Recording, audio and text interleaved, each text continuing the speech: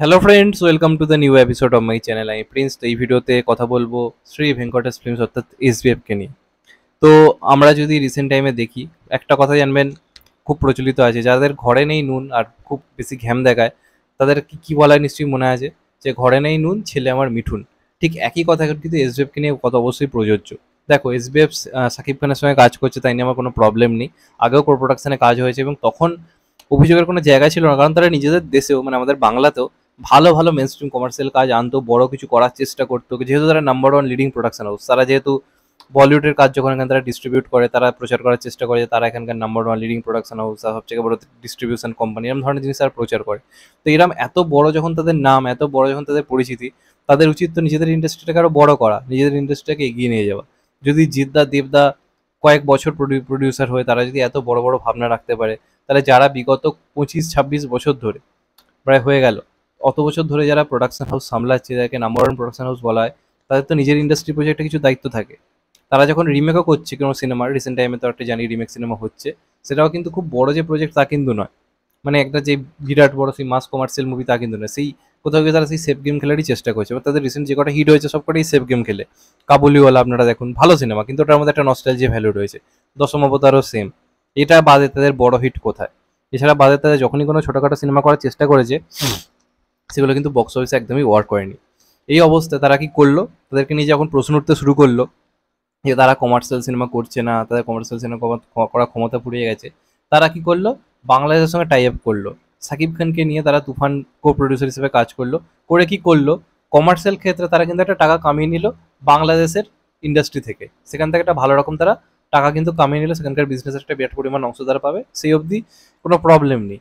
এবার এই যে কমার্শিয়াল স্পেসে তারা নিজেদের ইন্ডাস্ট্রির প্রতি ভরসা হারিয়ে বাংলাদেশের উপর ভরসা করছে, কারণ তাদের আপকামিং দুটো কমার্শিয়াল প্রজেক্টও কিন্তু বাংলাদেশের সঙ্গে সম্ভবত হতে চলেছে, যেখানে আমরা আফরান নিশোকে দেখতে পাবো।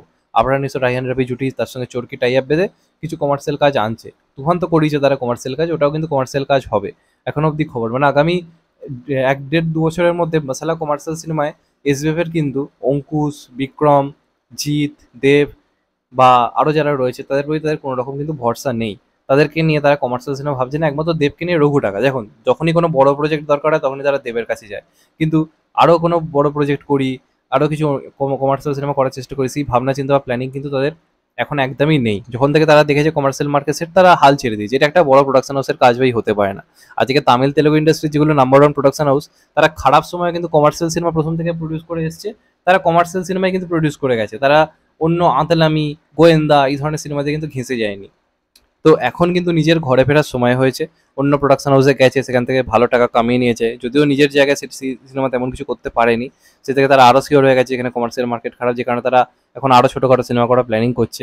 কিন্তু নিজেদের সুপারস্টারদেরকে আমি ভুলে গিয়ে আজকে সুরিন্দর ফিল্মসের মতো এসবিএফের থেকে তো মানে একটা পিছিয়ে থাকা প্রোডাকশন হাউস, তারাও তো ভাবছে, অন্ততপক্ষে প্ল্যানিং তো করছে। আর বাদ বাকি তো অঙ্কুশ, ইয়াস, এদের নিজস্ব প্রোডাকশন হাউস, তারা কমার্শিয়াল সিনেমা করছে। অবশ্য এসবিএফ বড় বড় জায়গায় মানে মানে দেশের মধ্যে কথা না ভেবে অন্য দেশের সঙ্গে টাই আপ করে কমার্শিয়াল সিনেমা নিজেদের টাকা কামিয়ে নিচ্ছে।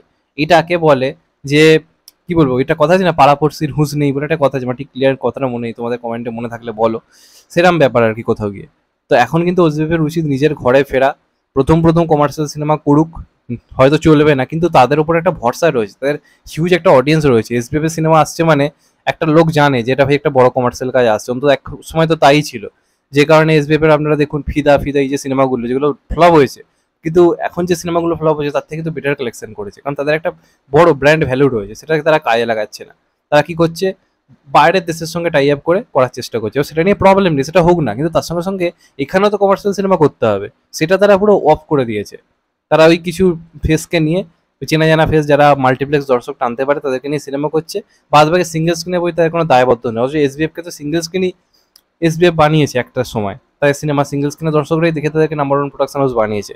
তাদের প্রতি কোনো দায়বদ্ধতা নেই। তো এই জিনিসটা বন্ধ হওয়া দরকার। ইমিডিয়েট তাদের কমার্শিয়াল জোনে ফেরা উচিত, একটা বড় কমার্শিয়াল কাজ করা উচিত।